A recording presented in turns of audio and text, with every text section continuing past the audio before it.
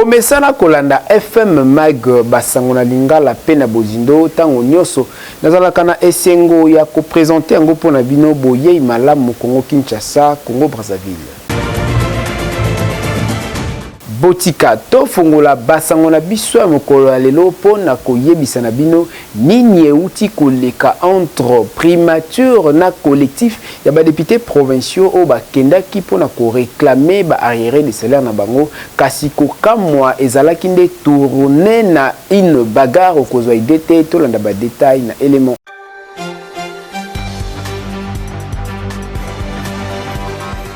Lundi 6 février 2023, ezalaki marqué na événement inattendu oyepai wapi collectif ya ba députés provinciaux ba se réunisaki pona kokende kokutana na premier ministre Jean-Michel Sama Lukonde o azali chef ya gouvernement. Na meni ya maso na bango ba prévoyaki ko présenter doléance na bango na o etali inattention ya ba autorité ya république pona kofuta ba arriéré ya ba salaire na bango o ezali kokende na motango ya 5 mois ya impayement. Kasi likambo ya kokamwa après réception pe respect ya procédure pona audience ba kotaki pona kosola ya mabe ezalaki ke na suka ya masolo nyonso ekabonaki kote ba chemise pasuki kote ba costume ezali ya kopanzana. Kokamwa que na République démocratique du Congo o eza réputé pays à état de droit to remarqué babiloko oyo et salama et puis na tango kaka mboka ezali kobongisa maponomi pona tina ya kotindika chef de l'état na deuxième mandat na ye kasi biloko aboyo et salama. Tomituni question soki ezali initiative privée ya chef ya gouvernement ya ba warrior oyo apesaki ordre ya kosimba ba parlementaire na nzoto tope ezali kaka mal organisation tope ba divergence mal encadrée et pas ya ba agent ou ba travaillaka na primature nde et aboutir na ba événement oyo kasi to retenir que en dehors ya kokata na bilamba la plupart ya ba députés ba connaître perte d'autre part na mosolo pe basusu ba bungisi ba appareil téléphonique na bango na ko regretter ba situation o ndenge ezali ko salemela tozali ko interpeller na conscience pe attention à ba gouvernement ba yeba na kosala eloko en attendant ba députés provinciaux ba déclarer que bango bazali ko jurer kaka na démission Jean-Michel Sama Lukonde pe d'autre part na kotia moto na bango qui ne bazwa réponse pas ya chef de l'État Félix Tshisekedi Tshilombo.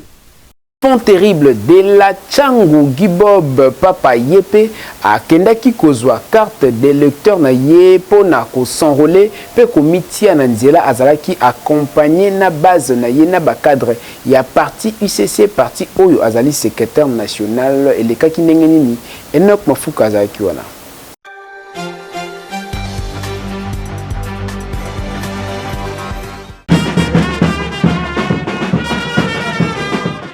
Ezalaki des démonstrations de force ndenge kaka bozali komona na bilili et pai wapi secrétaire national ya Union congolaise pour le changement Gibob Papa aniataki mabele ya Tchangu précisément ya Masina pona kokende kozwa carte d'électeur na ye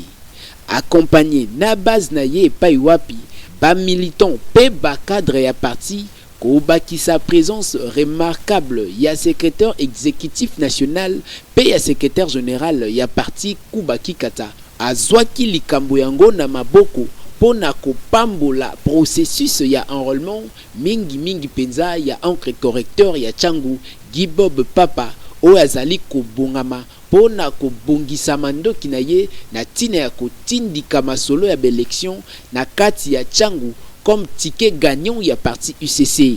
Motif ya satisfaction pona mwana masine ya solo o wapi a remercier ki bato ba accompagner ki ye pe centre d'enrôlement et pas wapi makambo ezalaki bien arrangé na tina ya kozwa carte d'électeur na ye azanga ki malobate. Il y a une bonne organisation, je suis vraiment très impressionné et ému de joie et surtout l'accueil na sepeli makasi soki ekozala boye ekozala sengo mingi pona mboka na biso. Je profite de l'occasion pour lancer un appel massif à toute la population congolaise et particulièrement celle de Massina de s'enrôler massivement. esengeli tosimba ke Guy Bob Papa bakisela encre correcteur ya Tchangu azangaki maloba te pona ko informer na bayimboka nyonso pe population ya Masina en particulier na oetali motu ya likambo pona komi pesa na tina kozala engagé ko changer nyonso we kobanda nanu na kupona bato ya solo na bisika ya solo ndeti kaka yemoko déjà zali ko incarner ba valeur pe intelligence active. Na Goma, population zali ko réclamer départ ya forces armées régionales au wapi bazali ko kamba pe bayaki pona kotia kimia kubunda na kote ba FRDC kasi population bimina nzela pona ko réclamer départ na bango.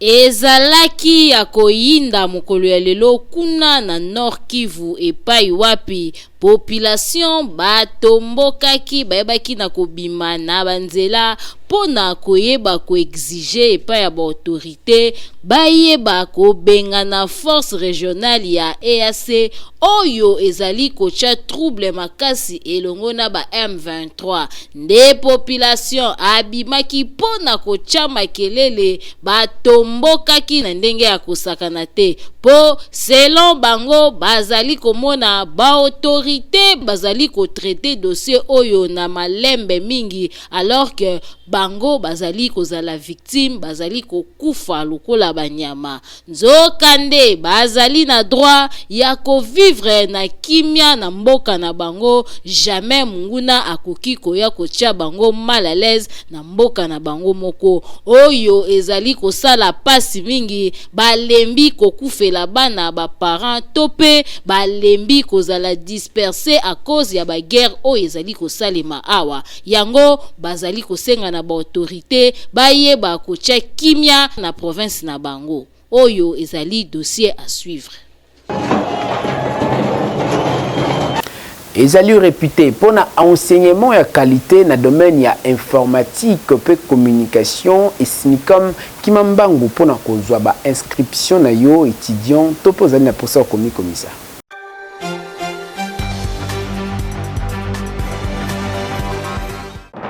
Bakinoa bomitungisamaki mingi na oyo etali ba université ya Malunga olela na bino esilie grâce ya Esmicom école des métiers de l'informatique et des commerces eye kopangusa ba parents mai ya misu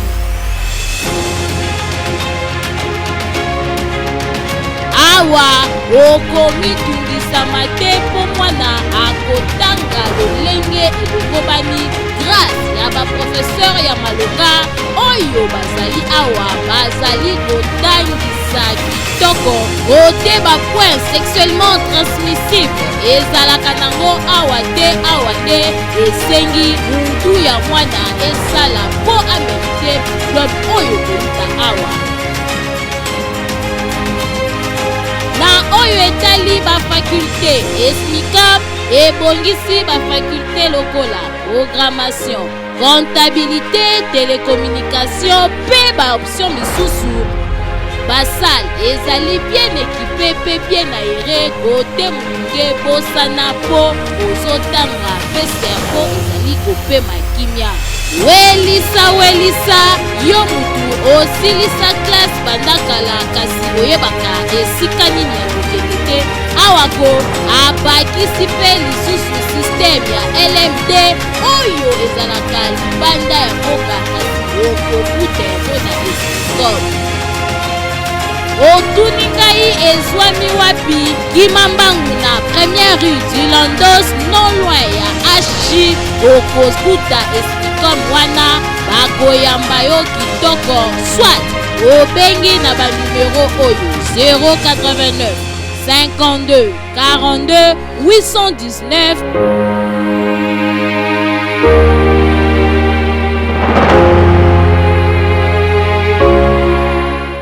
bateki na la plupart ya bawenzi na kati ya ville province ya Kinshasa bakoma kozwa bamesa oyo batekela kondire kaka bamapango na bango bolanda détail na reportage oyo.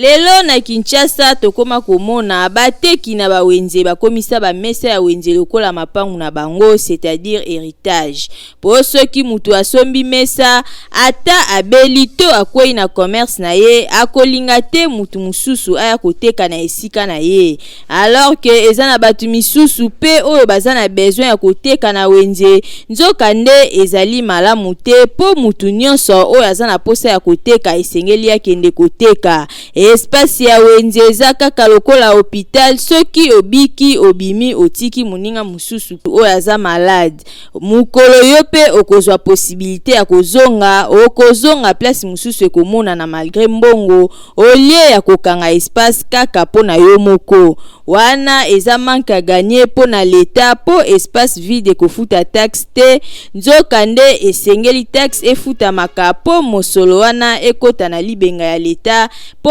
permettre bakonzi basalisa misala oyo ya kotonga mboka. Yango tozali kosenga na administrateur ya wenze bameka pe kolandela nanu situation oyo po ekoma kokotisa bulu eke makasi na kati ya bawenze. Kosomba mesa ezali kosomba lopango te po bakinwa balobaka obeli opemi okufi olongwe. Soki omoni okokite libere espace muninga mususu pe ateka po na kosunga libota na ye. Boye kitoko te.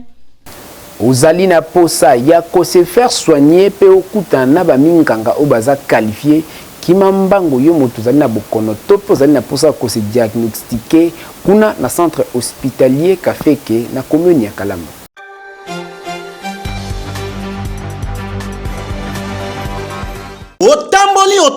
Otamboli solution yango yo. Centre hospitalier Kafeke etritaka ba maladie ebele, presque ba maladie nyonso oyo eza na kati ya mokili. Tozana problème ya basi oyo babotaka te. Tozana machine moko oyo ezopesa biso ba diagnostic ya solo malade oyo ya mikuwa, rhumatisme, hernie discale. Tozana ba spécialiste oyo bazo traiter yango makasi. Problème ya AVC oyo ba mususu bazo kende ba poto. On a domaine ya poison tika na yo, pardon bondi melangai, centre hospitalier Kafek, domaine ya poison, en tout cas ateza retardé to rapide, awa, soko ye, ato tika laki na 2 minutes ya liwa, yeba ke soko zwikis, ozwi solution. Biso toza na nguya parce que toza na machine moko, oyo to yaki na poto, ezo détecter kitoko problème ya ba poison na kati ya nzoto. Ata eza ya ndenge nini et puis tango e détecter yango ezo talisa tant oyo esali na kati ya nzoto, quantité eza ndenge nini na ndenge nini ya ko traiter. Lingaka oyeba ndenge nzoto na ezali kotambola to oyoka batiko take ya machine ya mundele ndenga za ko détecter ba maladie nyonso yaka komona machine oyo babengi prophète. Prophète azali koloba makambo ezalaka o ezali koya po o ezali sika awa ndenge moko na machine oyo ezali ko détecter ba maladie nyos. Okosenga te o ebisa médecin onongai nazobela boy te. Appareil wana biso to surnommé appareil wana prophète zozua maladie nyonso oyo eza na kati ya nzoto na ya mutu na ba symptôme nyonso na cause oyo ekozaka maladie wana. Appareil wana e proposer lisusu traitement ya mutu oyo il faut kopesa telle période oyo toza na promotion, ezala ba examen, ezala ba traitement, ba activité nyonso oyo ezosalama awa na centre hospitalier Kafeke eza na kati ya promotion. Toza na Rompwe Ezo, sima ya station Lodge, avenue Ngindu, numéro 5, quartier Yolo Sud, commune de Kalam. Numéro de téléphone nabiso 085 041 14 07. Banzela na commune ya Kimbanse kezali ya kobeba makasi tala pona yango rédaction na bino asale bino quelques images peu réflexion pona tina ya kolakisa na bakonzi bayeba na kobongisa ekosala eloko.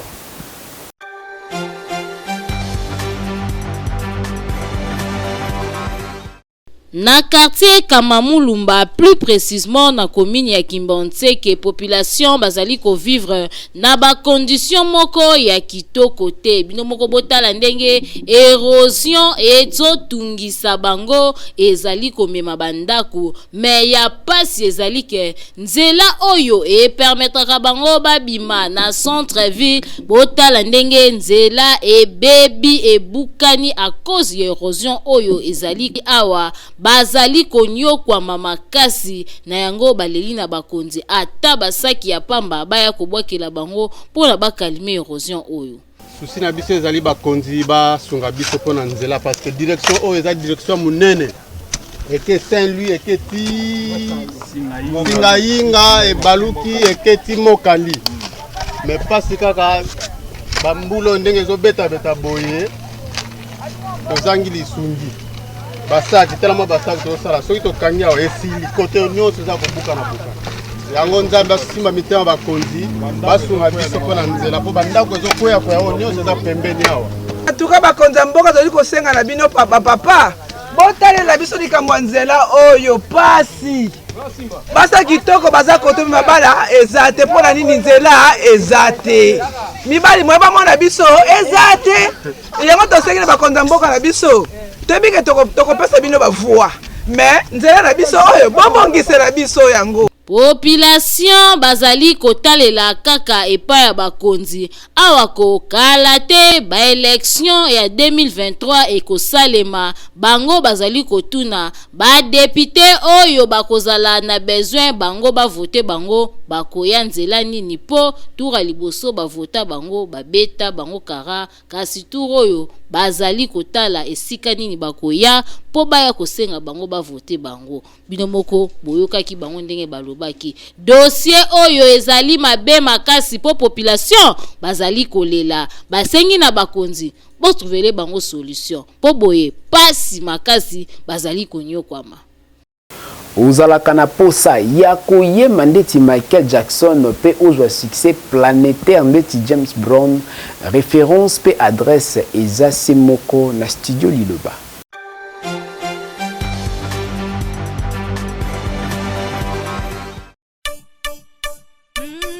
Balanga nzembo bakolo kunga solution pona bino eye. Yo mutu ozali na besoin ya kobimisa album, single, maxi single, kimambangu na studio Liloba na 14e rue po kuna okokuta biloko ya mopaki, c'est-à-dire appareil ya kanda. Studio Liloba ezali na qualité ya kosakana te ebongo bakita ebongo ba micro okokutango esika mosusu te kaka na studio Liloba. Awa soki okoti okoyemba lokola Angelu po awa son erataka kutu te awa tobetaka na biso mopanzi te po nyonso ezali na qualité. Enregistre album na yo awa ebimi lokola outaki na États-Unis nzoka nde enregistraki yango kaka na ville province ya Kinshasa na 14e rue na studio Liloba. Awa ozali na tante ya kokende kosala mastering libanda po nyonso ezobeta mata na studio Liloba. Kopanga na yo na oyo etali prix te a cause ya bappareil sophistiqué oyo ezali awa prix ezali nango abordable ofuti mbongo mukie kasi basaleli yo musala ya qualité. Oyoki Boki Mambangu na commune ya Limete na 14e rue industrielle numéro 23 na avenue Moulangi oza mobimba akei ezali na ndenge elongo bani. Oyoki boyebele. Et si Yebana, meilleur centre hospitalier na Afrique centrale, awa na République démocratique du Congo, centre hospitalier Dominique Kekor ezali koyamba bino pona kozwa soin ya mikili ya poto kasi Natal Moke na baminganga o baza qualifié.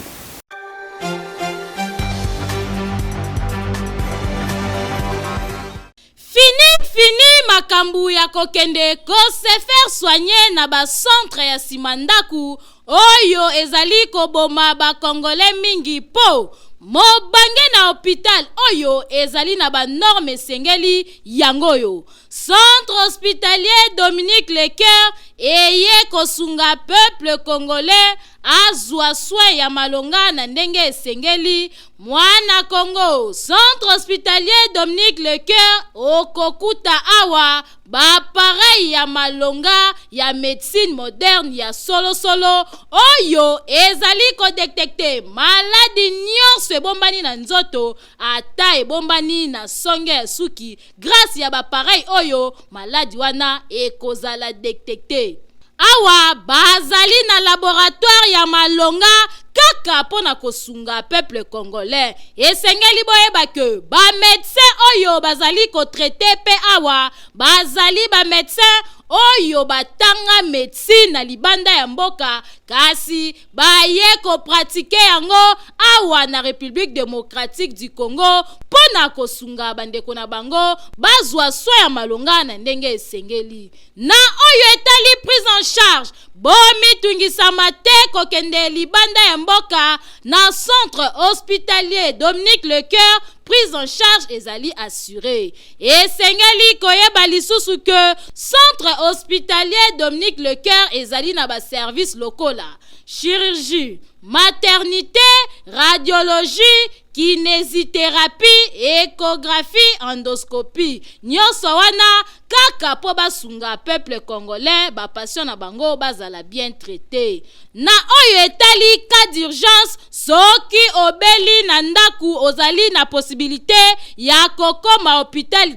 benga kaka ba numéro oyo po awa ba ambulance ezali bakoya kozwa yo tina ndaku pe babandi ko traité yo na kati ya mutuka tibo kokoma na hôpital. Makambo boye okomona ngo bipai nini soki na centre hospitalier Dominique Lecoeur te. Otuningai centre hospitalier Dominique Lecoeur ezomi wapi? Boki Mambangu na quartier Joli Park avenue Ring numéro 4, plus précisément na commune ya Ngaliema. Bokende na bino bikenda kenda te na ba hôpital ya Simandaku po la santé n'a pas de prix. Boyoki na boende tosukisi FM mag ya mokolo lelo ongai Elvis Meti nazalaki na esengo ya kopresente yango mpona bino botika tokanisa bato nyonso bazali bisika bozali topesi bino bambote mingi na compte ya équipe rédactionnelle pe technique ya FM mag oyo ekambaki lelo édition ya mokolo lelo na nsima ya caméra ezalaki Enoch Mafuta réalisation ya Francis Peta Pedanda Cruz nde akambaki biso na